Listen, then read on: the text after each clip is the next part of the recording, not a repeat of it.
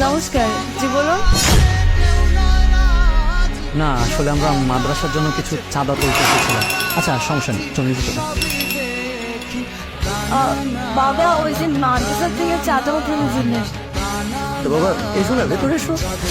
না না আঙ্কেল, অসুবিধা নেই, আমরা মাদ্রাসার জন্য এসেছিলাম তো, আমরা অন্য ফ্লাইটে যাচ্ছি। আরে কোনো সমস্যা নেই, তোমরা এসো, ভেতরে এসো। কি বলতে এসেছেন?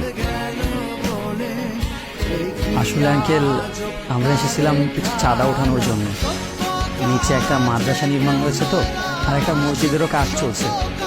তো আমরা চাচ্ছিলাম যে কিছু টাকা উঠিয়ে মাদ্রাসায় যে গরিব ছেলে মেয়ে থাকে তাদের পড়াশোনার খরচ এবং তাদের খাওয়ার জন্য কিছু টাকা উঠাতে যাচ্ছিলাম। এই ব্যাপারটা তো এলাকায় মাইকিং করে জানিয়ে দিতে পারো, তাহলে কি হবে, যাদের সামর্থ্য রয়েছে সমাজে গণ্যমান্য ব্যক্তি তারাও কিন্তু সাহায্যে এগিয়ে আসবে। পাশাপাশি যারা জানে না তারাও জানবে, তোমাদের জন্য সাহায্যের হাত এগিয়ে দেবে। এগুলো রাখো বাবা।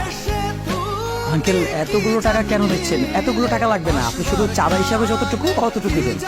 আরে বাবা আমি মন থেকে দিচ্ছি, রাখো রাখো। তোমরা হিন্দু পরিবার, তারপরে আমাদেরকে সাহায্য করলো। আমরা কিন্তু মুসলিম। কতগুলো টাকা দিল আমাদের প্রোগ্রামের জন্য।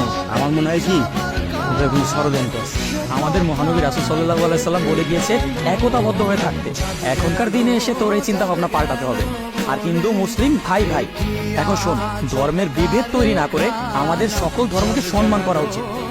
মাগো, আমি আমার ছেলেকে যে দামরা হারিয়েছি সেটা আমার হিন্দুও করেনি, মুসলমানও করেনি। এই সব অনাচার অত্যাচার করে তারা হিন্দুও না, মুসলমানও না, তারা হলো অপরাধী। আর আমি আজ যেটা করলাম সেটা হচ্ছে মানব সেবায় দান।